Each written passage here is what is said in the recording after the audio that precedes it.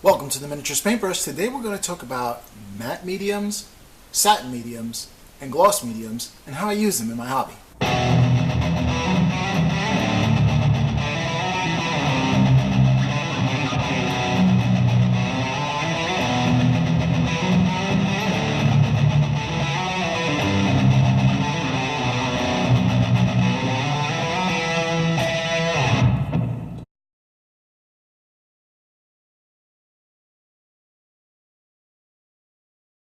Hello there again. Well, today we're going to talk about different mediums that we use. Usually when I think of these mediums, I'm thinking about a final coat in order to protect your miniatures from chipping or handling. So a protective layer and a protective coat. And you can use these mediums for that purpose. In fact, I do. One of my favorite mediums to use as a final step is Tester's Dull Coat, which I have right here, or Tester's Gloss Coat if you wanted something very, very glossy. These are spray aerosol enamels. Keep them in a well-ventilated area where you can spray. Do not spray these indoors with closed windows because the fumes are harmful. Now, I also took a step further and decanted the spray cans in order to have dull coat, and this is what's inside those cans without the propellant. And the reason why I decanted one of those to put it inside here is so that I could push these through my airbrush if I ever wanted more control with the dull coat, and I wanted to let's say have a cloak that's very, very matte finish, but have something in front, probably an armor or something like that, that's very, very shiny. I can control where I put the dull coat, and I control where I can put a gloss coat. And decanting is pretty simple. I'll have a video about that one of these days. Okay. So that's what I use as a final step in the final process. But you can use these mediums in different ways. One being when you're doing washes. Now, I like to do an oil wash, and water and oil does not mix. So if you're using water-based acrylics and you're not going to mix them in with an oil-based paint, the results are horrendous. So what you do is you're going to put a protective layer in between one layer of acrylic paints and then sealing all of that. Sealing is a concept used in the automotive industry many, many, many times over. I do have automotive type paints in the brand here, Auto Colors, and they're from Wicked Paint Line, which is Createx. It's a Wicked Paint Line. It's called Createx, and this is a transparent base. And then you have different sealers, like a sealer of white, and a sealer of dark paint as well. Used as an intermediary between layers to seal the paint, so this way you can go on painting. So let's say if I take a picture of my favorite superhero and I painted it on the hood of my car, and I kind of want to like preserve that layer, I would have a layer of that. And then have a transparent base so you can see it through, and then finally I could put another like tint or a candy color on top, just so I can like glaze over. Other mediums for our hobby that does not include cars, because I know I like to hobby with cars, so that's another avenue of my hobby that I do like. But for our purposes, miniatures. We do have Micro Scale Industries Satin and Flat. I have not used these yet. I will. I'll try it on. But just not yet. I had it. I bought there as a set when I bought Micro Soul and Micro Set, which I use for decals, which is a segue for decals. Now, if you spray your miniature, if you're doing decals and do a gloss coat on top of it to preserve the miniature. It also, gloss coats, allows the miniature, the decal, to stick to the miniature a bit better than just onto acrylic paint. There's something about the gloss coat that allows that decal to set in. I have done that with my space wolves. I think I'm going to show you this one right here, where I put this as decal in. I painted it yellow, and then I put a gloss coat right there, and then I put the microsole and microset and use them to actually put the decal on there. And then finally, at the final step, I hit it all with the Tester's dull coat, so this way you don't see the lines around the decal, but you do see the actual imagery, which I do, and the iconography, which I really do like. It came out really well.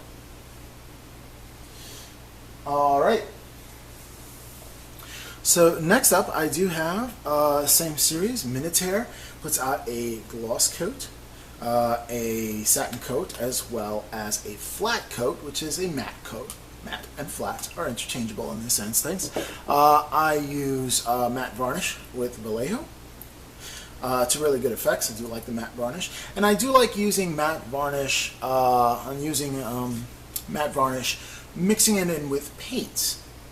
Now you can get a variety of different effects by mixing these mediums with paint. Here's Liquitex, matte and satin. I'm sorry, matte and gloss. Okay. And you can get different effects. Now, when you're mixing your paint, that you see as you paint it comes out a bit glossy. Some of the paints behind me, when I paint them, they come out a little glossy, and I don't like the way that it comes out glossy. What I do is I mix the matte medium with the glossy paint, making it flat. Essentially, the mixing ratio that I use is generally 2 drops of medium to 1 drop of paint, and I try it from there. If I need 3 drops, I'll work it with there. Your results may vary depending on the paint and how glossy it is. You can manipulate the quality of your paint by using these mediums and mixing them into your paint before you even actually paint them.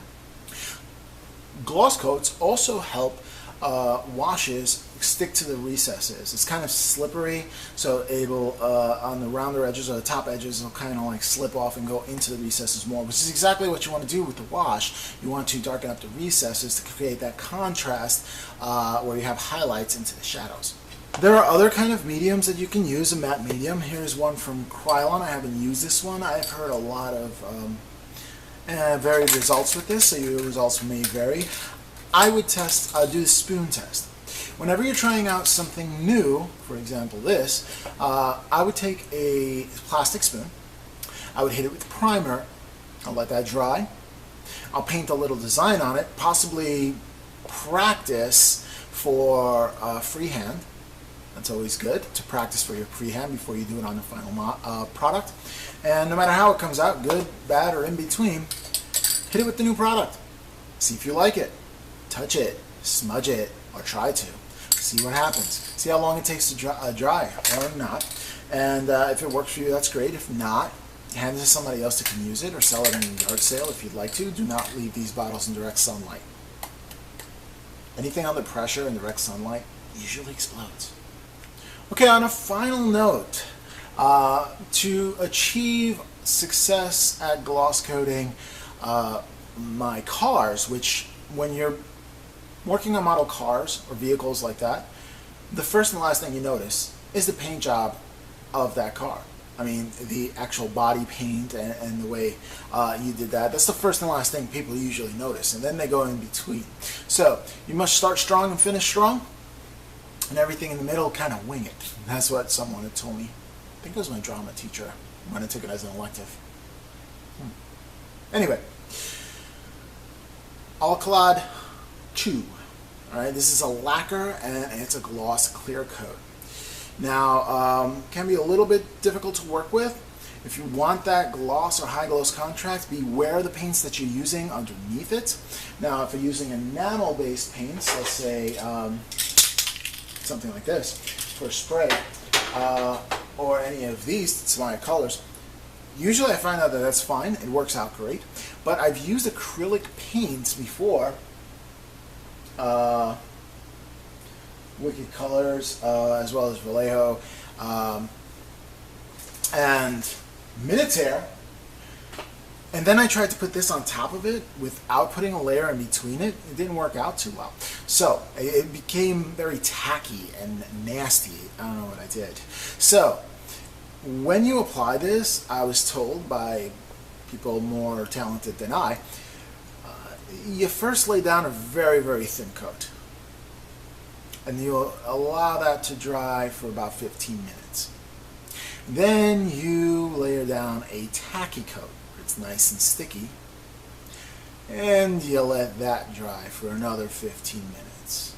And finally, when that's dry, you go to town with this stuff, and it's supposed to have this really smooth surfaces. It also provides surfaces, ultra smooth surfaces for decals as well.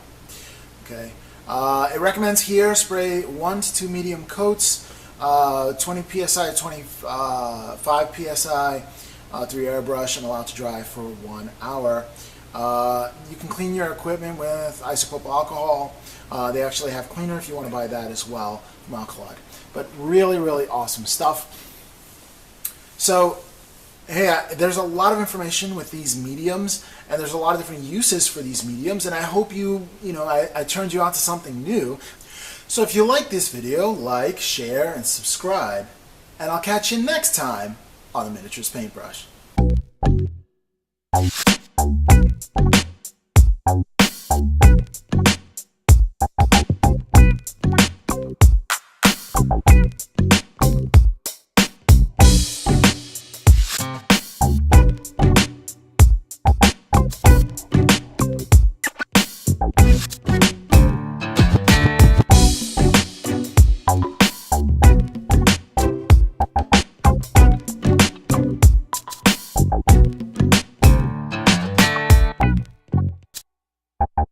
You